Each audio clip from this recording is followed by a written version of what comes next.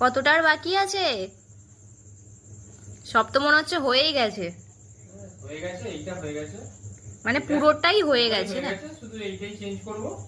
এটাকে পরিয়ে টরিয়ে নিয়ে একটু একটু গুছিয়ে গেছে নেবো, নিলেই কমপ্লিট। হ্যাঁ, এটা পরিয়ে নিলেই হয়ে যাবে।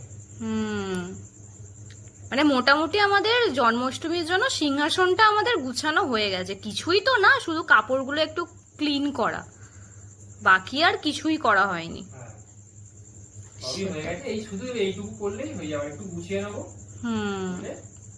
ঠিকঠাক হয়ে যাবে। কাপড়গুলো মানে পুরাতন হয়ে গেছিল, আর একটু চেঞ্জ করে নিলাম। চেঞ্জ মানে কি, শুধু তো এই নিচের কাপড়টাই চেঞ্জ করা হয়েছে, বাকি তো কিছু চেঞ্জ হয়নি না।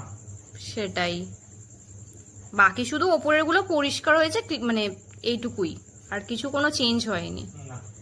আর লাল কাপড়টা আমাদের কবে থেকে ছিল তাই না?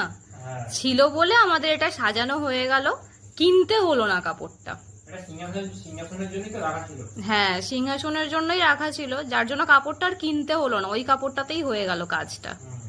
কত বছর ধরে হচ্ছে না, 2 বছর 3 বছর ধরে কাপড়টাকে একই, 3 বছর চলছে কাপড়টা না, অনেকটা ছিল কাপড়টা। যাই হোক, এখনো 2 বছর যাবে, এখনো 2 বছর যাবে।